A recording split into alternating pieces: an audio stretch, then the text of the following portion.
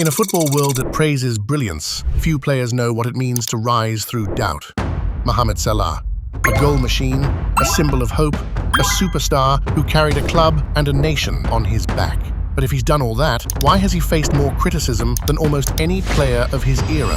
Why does every missed chance spark debate?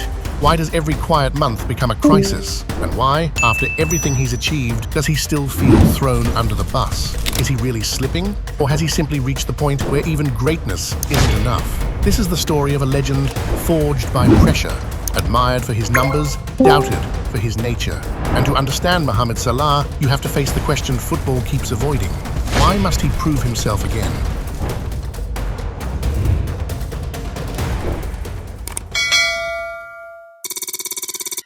Before Mohamed Salah became a global icon, he was a young winger hearing the same message everywhere he went. You're not ready yet. When he arrived at Chelsea in 2014, it was supposed to be his breakthrough. Instead, it became the moment the world doubted him most. Years later, Jose Mourinho explained publicly why Salah never became a starter under him. He said Salah was a young kid. Physically, he was not ready. Mentally, he was not ready. Mourinho also admitted that he had originally been excited about signing Salah, saying he had fallen in love with the player's talent. But Chelsea had many players in similar positions, and Salah couldn't get the minutes he needed. The outcome was brutal. Salah made only 19 appearances for Chelsea, most of them brief cameos, barely enough time to breathe, let alone prove himself. Mourinho later defended the decision to loan him out, explaining that Salah needed time, minutes, and a different pressure, something Chelsea couldn't give him. It wasn't malicious, it wasn't dramatic, but it was rejection, the kind that forces a young footballer to ask whether he truly belongs. Chelsea didn't see a future for him, the Premier League didn't see a star, and the football world believed Mohamed Salah simply wasn't built for England. So he left, first to Fiorentina, then to Roma, not to escape the pressure, but to chase the potential only he still believed he had. Because before Salah became the monster the world fears today, he was a young man learning how to rise after being told he wasn't enough. When Mohamed Salah left England, most people assumed the story was over. Chelsea judged him, the Premier League dismissed him, and the football world moved on. But Italy didn't just revive his career, it revealed the player he was always meant to become. At Fiorentina, Salah exploded immediately, scoring 6 goals in his first 6 Serie A starts and leaving defenders scrambling to deal with a winger they barely knew. Then came Roma, where he reached another level entirely. Yet even as he rose, the doubt followed him. Italian pundits praised his speed, but questioned everything else. He was labeled a system player, someone who looked good only because of the environment around him, not because he was truly world-class. And when Liverpool announced they were signing him in 2017, the reaction in England was almost unanimous. £36 million for a Chelsea flop? Roma's sporting director Monchi later admitted, "We didn't want to sell him, but we had no choice. We had to take an offer before the end of the month." Even then, England still saw him as a gamble, not a guarantee, not a superstar, not yet. Because before Mohamed Salah broke the Premier League, he had to return to the league that once told him he wasn't good enough, and nobody believed what was coming next.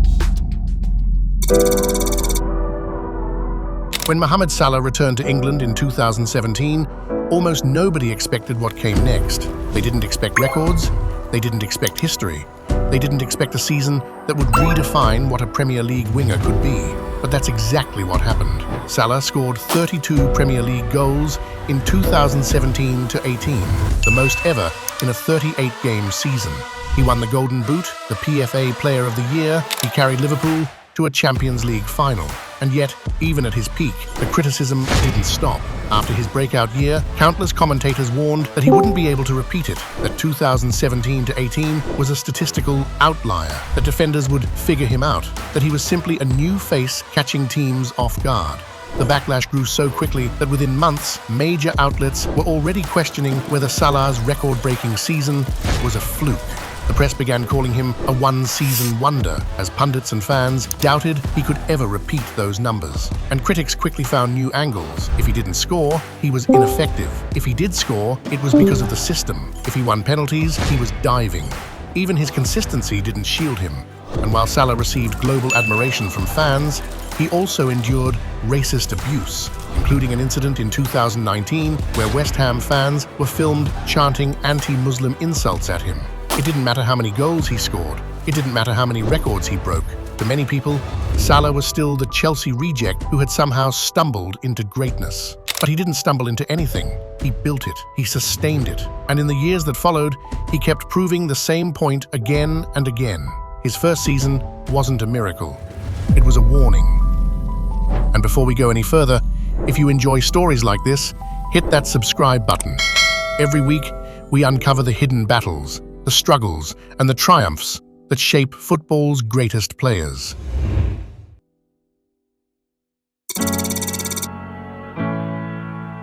By the time Mohamed Salah cemented himself as one of the Premier League's most dangerous players, the numbers were undeniable. He became the first player in Liverpool history to score 20 or more goals in 5 different Premier League seasons. He delivered year after year, finishing with goal-scoring totals that most forwards never touch, let alone wingers. And he wasn't just scoring, he was deciding games, carrying seasons, and rewriting what consistency looked like in England. But here's the strange thing about Mohamed Salah's rise. The better he got, the louder the doubt became.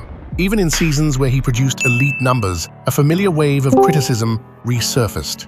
Analysts questioned whether he was still the same player he once was. One widely circulated piece described him as showing a lack of appetite, sparking claims that he was no longer the Salah who once dragged Liverpool forward on his own. And even when he produced, even when he posted numbers that would define another player's entire legacy, it somehow became normal, expected. Anything less than extraordinary was labeled a drop-off. Critics attacked his defensive work, his mentality, his leadership, his ability to influence big moments. Every week seemed to spark a new debate about what Salah wasn't, rather than acknowledging everything he was. And the irony was brutal. He had built one of the most consistent careers English football had ever seen. But the consistency itself became ammunition against him. No matter how many goals he scored, no matter how many records he broke, no matter how many times he dragged Liverpool back from the edge, for some people, Mohamed Salah's best was never enough. Because this was the era where Salah wasn't just producing greatness, he was fighting the expectation that greatness should come effortlessly. And in that fight, the seeds of the next chapter were planted. Every superstar reaches a breaking point. Mohamed Salah didn't break, he spoke. For years, Salah built his career on obsessive discipline, recovery sessions before sunrise, extra gym work, endless finishing drills. That routine kept him elite while others faded. But even relentless professionalism cannot silence doubt forever. This season, under Arne Slot, the tension finally surfaced. Salah was benched for 3 consecutive Premier League matches, including a chaotic 3-3 draw with Leeds. Not long after, he admitted what many fans had begun to sense. "It seems like the club has thrown me under the bus," Salah said, openly questioning how he was being treated despite his contribution and contract status. It was an unusually raw moment from a player known for restraint. Salah went further, revealing a breakdown in communication with Slot himself. "I said many times before that I had a good relationship with the manager, and all of a sudden, we don't have any relationship. I don't know why, but it seems to me that someone doesn't want me in the club." For Liverpool, the timing was combustible. Slot responded cautiously. He denied wanting Salah out and insisted decisions would follow private discussions, not media battles. But the damage was already public. Salah was later left out of a Champions League squad, reportedly as part of a wider club decision amid the fallout. Pundits piled in, with Wayne Rooney warning that Salah risked harming his Liverpool legacy. And that's where the story becomes uncomfortable for everyone. Salah's frustration is understandable. Few players in modern football have carried a club, a nation, and an identity the way he has. But public criticism of a manager fractures trust. At the same time, Slot's handling of a club icon during a difficult transition felt cold, even if tactically justified. This moment isn't about form. It's about respect, control, and legacy. Salah has faced doubt his entire career and always responded on the pitch. Now, for the first time, the challenge isn't beating defenders. It's deciding whether this pressure still fuels him or finally pushes him away.